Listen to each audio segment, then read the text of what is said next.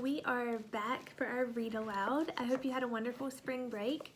I did nothing but read and be outside, which was like my favorite thing to do.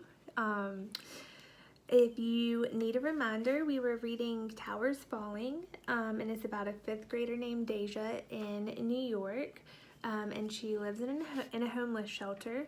But she is making friends at her new school, especially two kids named Ben and Sabine. So I'm going to go ahead and get started on that. It says, yeah, well, my family's tired and poor, I say, hand on my hips, how can I forget? Ben laughed, Sabine tried to squash her giggles. I frowned, then burst out laughing. Sassy, Deja, I snapped my fingers. You know it, Sabine. All three of us relax, and no matter how sassy I am, Ben and Sabine don't mind. I don't feel less than with them. We're different, but friends, I say. Three musketeers, says Ben. An American circle, says Sabine. Different, but still American, like the school map. Americans can immigrate and come from anywhere. All I know is Brooklyn. Wish I could go everywhere, I say wistfully, looking at Ben's drawings. Arizona, Jamaica. Mom says we're having our New York adventure, but I'd rather be in Arizona, says Ben sadly, rubbing his eyeglasses clean on his shirt. Divorce, I whisper to Sabine, but Ben still hears. Brainstorming, says Ben, pushing his glasses onto his nose. We've got to generate ideas. All three of us stare at the screen, and a little black line blinks and waits. I shrug. Okay, there's differences between far past and recent past. That's what Mr. Schmidt wants us to say, so let's say it. He's a teacher, he's grading us. Ben deletes the title and retypes. Differences, America's far past and recent past. Specifics, says Ben. Oh, I know, maybe like a timeline, like Revolutionary War, Civil War, Louisiana Purchase, and westward expansion, Civil Rights Movement, Brown v. Board of Education. Ben's brows arch. Playfully, I slap his hand. I know stuff. Brooklyn Collective has good teachers. That's right, says Sabine. Her fingers trace the letters on the screen, but I think it's a trick question. Miss Garcia always says think. Mr. Schmidt always says challenge ideas and assumptions, we groan. Why can't we have true or false questions, I ask, or multiple choice? I like multiple choice, says Ben, his index finger tapping the desk. Sabine juts her head, and she has amazing focus, like a superwoman with x-ray eyes. They're both so smart. But I'm smart, Pop said. I don't know why I'm thinking of him. Differences between Americans in history, ponders Ben. Technology, transportation, education, adds Sabine. More people are educated today. I want to contribute too, not be lame. In my mind, I see the overlapping circles on the whiteboard like magic, the shared spaces shimmer. Turn the question around, I say, inside out. What unites us? Instead of differences over time, what's similar, the same? Values, says Ben. Give me your tired, your poor, squeals Sabine. Life, liberty, and the pursuit of happiness. The Bill of Rights, adds Ben. Voting rights, women, not just men. Not just white men, I say. Religious and political freedom, my father says. That's why people come to America. My mom came for a better life. I think she meant more money. Only money got worse. This time no one laughed. Ben types, and I peck with my fingers. He's typing fast. Hands stretched and racing. American principles, freedom, democracy, and justice for all withstand the test of time. History changes. Relationships between Americans change. Like my family changed, Ben mutters, still typing. But America's ideals remain strong or adapt and get stronger. Who knew Ben could write so well? Ben just earned us an A, Sabine. Isn't that great? Not moving, Sabine stares at the words. It's like the screen has hypnotized her. I'm an American. Of course you are. On 9/11, my family doesn't leave the house much, not unless we have to. What are you talking about? Why wouldn't your family leave the house? Eyes tearing, her shoulders shudder like the wings of a baby bird. Deja, for someone so smart, you're really dumb, snaps Ben. Why are you mad at me? I'm shocked. Ben's usually nothing but nice. I want to go home, sniffs Sabine. It's okay. Ben pats Sabine's shoulder, then yells, Mom! What'd you two do? Fierce, Dora rushes to hug Sabine. Lita and Ray, standing in the doorway, are covered in chocolate. Not fair, I think. They get chocolate and we get tears. We didn't do anything, says Ben, just homework about the towers. Ben and his mom look at each other. They're saying something without saying it, another secret. I'm confused.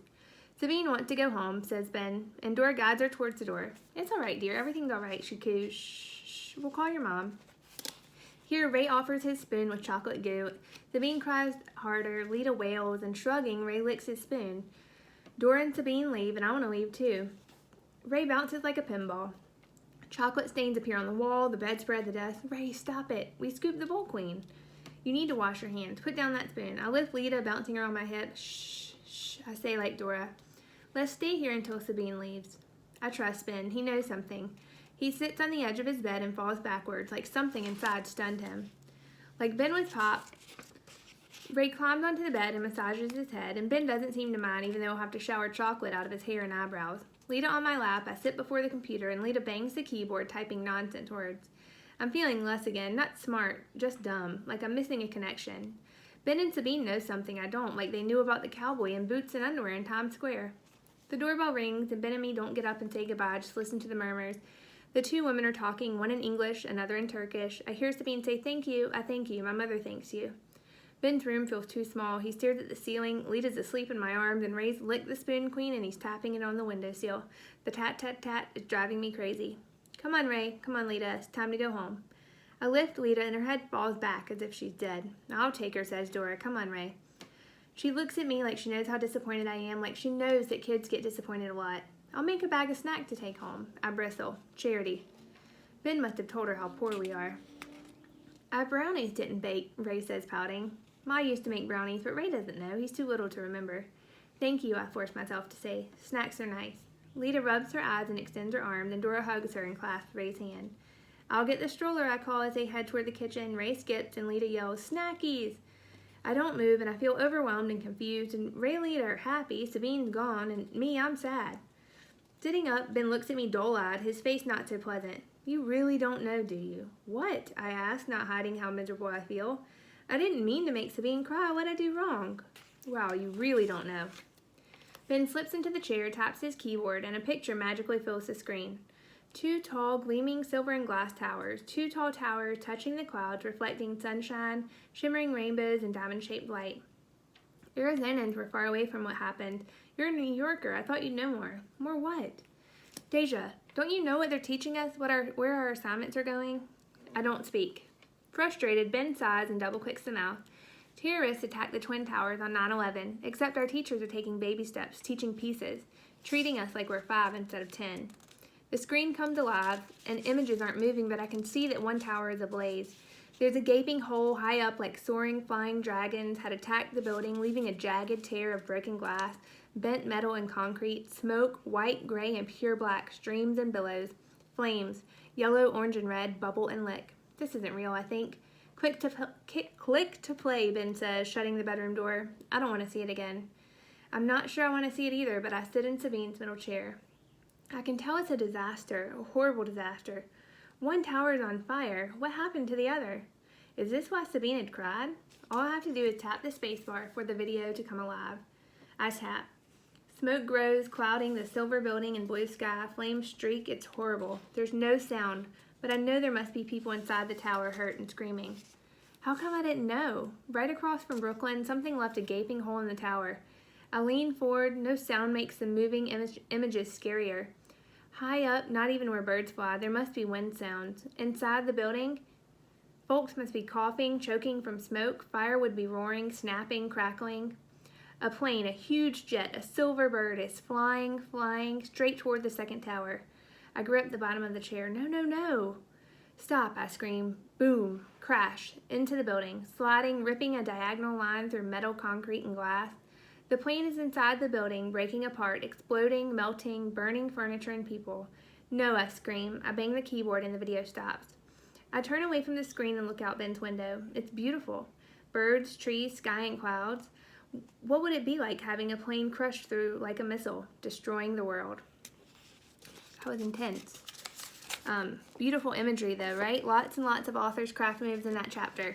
I hope that you enjoyed that. If you notice that I am in a different space, I had to stop hanging out in our dining room and actually start working in our office. So that is why everything looks different, but I'm still at home.